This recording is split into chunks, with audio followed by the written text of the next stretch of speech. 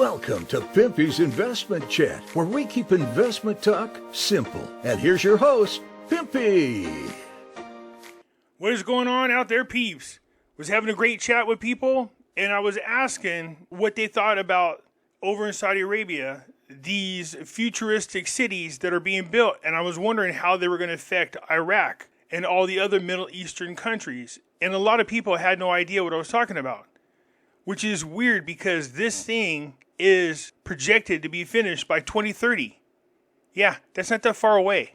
So I decided I was going to go ahead and take the time and show you guys what it is that Saudi Arabia is up to, because Iraq has some of these same cities being built in Iraq.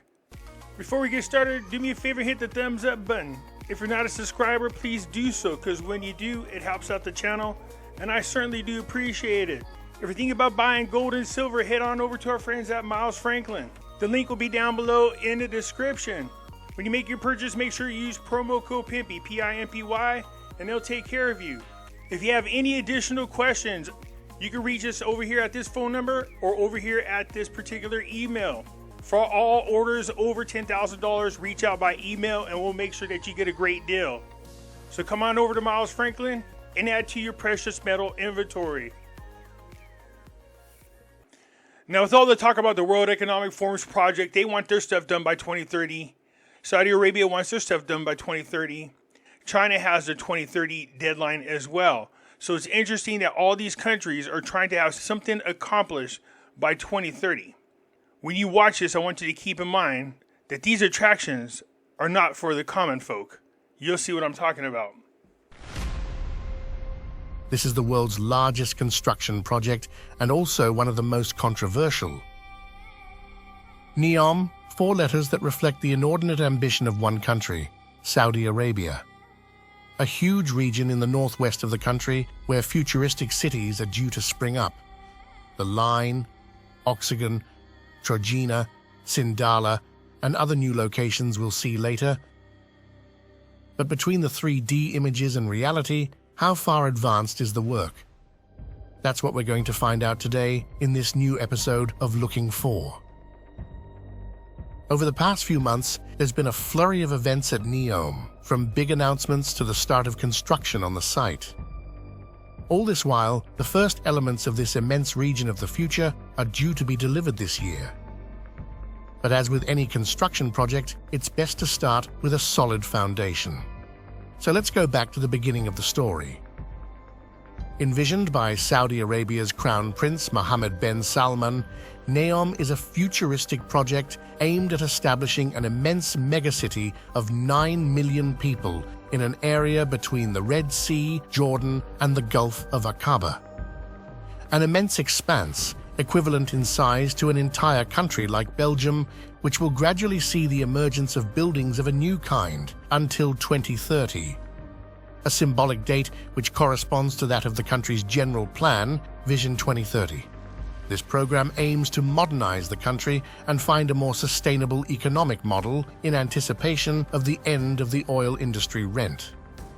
And to achieve its objective, the country seems ready to put in the money, since the initial cost of the work was announced at some $700 billion.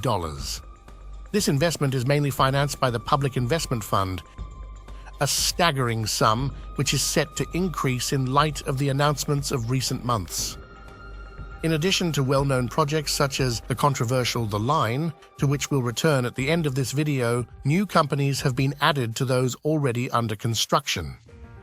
One of these is Leia, a tourism site that will be home to 3 luxury hotels. The promotional video shows futuristic buildings set near the Gulf of Aqaba in the middle of a magnificent valley. A total of 120 rooms will be divided between the 3 buildings. 3 huge futuristic buildings with only 120 rooms. Does that sound like they're preparing for any of us peons to go there? The Oasis Hotel was designed by Mario Cucinella, the Adventure Hotel by Chris Van Duyn, and the Wellness Hotel by Sean Killer, 3 architects known for their futuristic architectural proposals. Sean Killer, for example, is renowned for having designed the Museum of the Future, one of Dubai's most symbolic buildings. The promoters promise to preserve 95% of the natural environment as part of their promotion of sustainable ecotourism. This goodwill is unlikely to match the reality of the work to come. While computer-generated images show buildings in perfect harmony with their natural surroundings, it's hard to believe that the construction of such buildings will take place without damaging the site. For the moment, no date has been announced for the construction to begin. 4 other projects, all on the shores of the Gulf of Aqaba, have been unveiled. Most of them are new tourist destinations that seem to be reserved for the more wealthy. A clear attempt to strengthen NEOM's luxury tourism offering. In this spirit, an even more futuristic creation was presented. Epicon, a future resort made up of 2 immense glass towers straight out of a science fiction movie. One will measure 225 meters high, the other 275. Leonard Milford, one of Epicon's architects, makes a direct reference to the world of science fiction in the presentation video. It's hard to prove him wrong, as the video shows the building appearing out of nowhere in the middle of the desert. The 2 towers, along with the residences on the beach next to them, are to house a heliport, hotel, and luxury stores with the highest standards of quality. Still feel like you have an opportunity to go to these places? This is for all the rich people. Once the dust settles, they don't have to work. They're just going to be able to go to these places at will. This promise of luxury, relaxation, and eco-friendly escapism seems to go on and on. Fancy a top-of-the-range seaside resort? Head for Sirana and its marina, accessible only by boat. Another resort overlooking the sea is Norlana, a new tourist complex that at first glance seems less grandiose than the other constructions, but still with the same promise of comfort. Last but not least, Aquellum. This is a new fantasy that will take place on the Gulf of Aqaba. This newcomer is to be built vertically inside a mountain so that the buildings will only be visible to visitors once they are inside the marina, providing access to this new luxury living and tourist destination. With a more cultural focus, Utamo has also been part of the frenzy of announcements in recent weeks on the Saudi side, a spectacular theatre set inside a mountain. This troglodyte theatre will be accessible by boat after winding through a specially designed garden and passing through the only monumental gate. The project's 2 architects envisioned a unique venue for art, with a capacity for 2,600 spectators. Unfortunately, as with the rest of the buildings, this project is still without a delivery date. The last few months at NEOM have been like a major architectural competition. On the program, projects, each more insane than the last, presented with great fanfare and skillfully orchestrated communication. Although they are all part of NEOM and therefore a Vision 2030, it's hard to believe that they will all be operational by that date, especially as the eyes of the country and the world will be on another part of Saudi Arabia, Riyadh. The city has just been officially designated host of the 2030 World Expo. This global event promises to attract millions of visitors. It is also an ideal opportunity for Saudi Arabia to showcase its vision of the world, particularly in terms of urban planning and architecture. One example is the announcement of the Mukab construction project, a gigantic cube 400 meters high, which is intended to become the new face of the Saudi capital, resolutely turned towards the future. Construction is scheduled for completion before 2030. NEOM's influence will surely also be at the heart of Saudi Arabia's communication strategy in 2030. But which buildings will actually be operational and which will remain utopias? The last few months seem to have given us the beginnings of some answers, as certain buildings are taking shape on site. The first indication comes from information released last October by the project's promoters.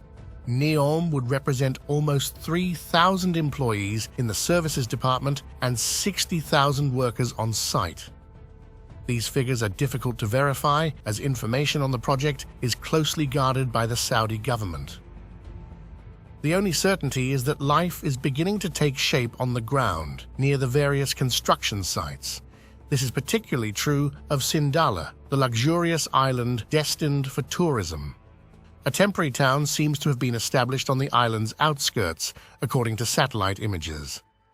Time is of the essence, since this complex of luxury hotels and marina is due to open in 2024. From the various videos available, there's no doubt that construction is well underway, with container ships taking it in turns to bring in the materials needed to build the project. Sindala was NEOM's most modest project before the latest announcements. It will feature an 86-berth marina, luxury services, and 3 hotels. The luxury hotel group Marriott, which has signed a partnership agreement with NEOM, seems confident that the site will open soon. Indeed, on its website, it is possible to find numerous job offers for the opening of its hotels on the site. Finally, the green lawn of the golf course in the middle of the island stands in stark contrast to the surrounding sand and concrete. Proof that activities for the wealthy are beginning to take shape. For the wealthy. However, the rapid pace of construction leaves one wondering about NEOM's ecological promise. As with the other sites, Sindala is sold as an ecological paradise of unspoilt nature. On the island, however, everything seems to have been remodeled. Further east, 2 other worker towns have been established. NEOM Community 1 and 2 were built in just a few months. On site, you can find public services, sports facilities, and even a Starbucks. These infrastructures are home to those whose mission it is to bring to fruition the project of the line. This crazy project aims to build a vertical city of 9 million inhabitants, over 170 kilometers long. The titanic excavation work is still underway, and from a bird's eye view, the route of the future line is becoming increasingly clear. Numerous pillars are also being erected along this immense route to support the future building, which will be almost 500 meters high. The infrastructure required for construction, such as the electricity transmission pylons, is also being installed. On site, international companies are working to bring to life what still looks like a utopia. Even more so than in the case of Sindala, the ecological cost of such a project is a major issue. While the line's architects promise fields of wind turbines and solar panels to make the building carbon neutral, its construction will generate considerable polluting activity for many years to come. Meanwhile, construction continues on Oxygen, a floating city intended as the port and industrial heart of NEOM. According to official announcements, the first terminal is due to open in 2025. It will be one of the region's gateways to the Red Sea, a vital artery for international trade. Another announcement is the startup in 2026 of the world's largest hydrogen plant, to be financed at a cost of $8.4 billion. The first wind turbines, which together with solar panels will provide the energy needed to run the plant, were delivered at the end of 2023. Oxygen is also to include a residential and tourist section with a huge city on stilts. For the time being, work on this part of Oxygen doesn't seem to have started yet. To conclude this overview, let's take a step up to the winter resort of the future, Trojena. As with the other parts of NEOM, the main advance concerns excavation work. This is perhaps even more important here, as some of the surrounding mountains need to be leveled before construction can begin. According to the cartographic data, none of the buildings shown in the teaser videos has yet broken ground. But time is of the essence. Trojena is due to host the Asian Winter Games in 2029, a countdown that doesn't stop the developers from multiplying their announcements. The latest example is the unveiling of a 330-meter-high skyscraper to be erected on the site. As tall as the Eiffel Tower, it is to stand on one of the banks of the huge artificial lake that will be the centerpiece of the winter resort. The building, designed by the famous architect Zaha Hadid, is absolutely sumptuous. But like the rest of the site, it remains to be seen whether it will actually see the light of day.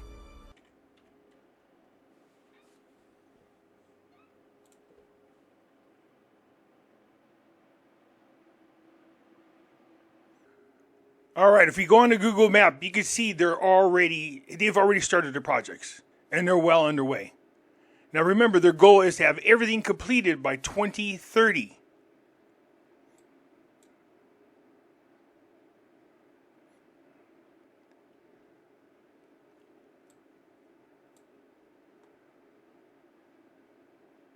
So they're rocking and rolling.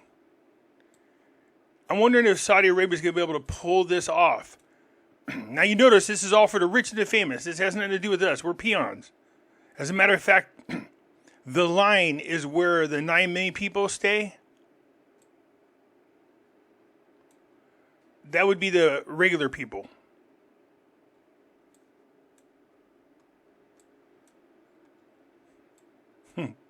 This is the start of the line. That's this construction right here. See this?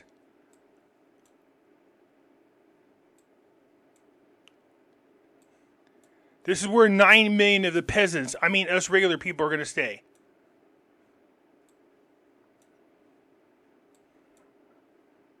So construction is already started on it.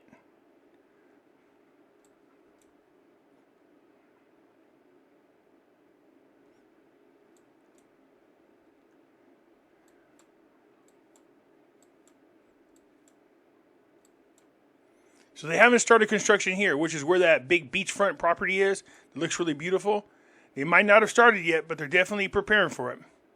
Anyways, it got me thinking about what's going on in Iraq. I know there's some projects starting over there in Iraq. I'm going to look for some updated versions because I see some older videos, but I'm looking to see how far along they are. So it looks like these types of things are being built all around the world. But notice it said for the extreme wealthy.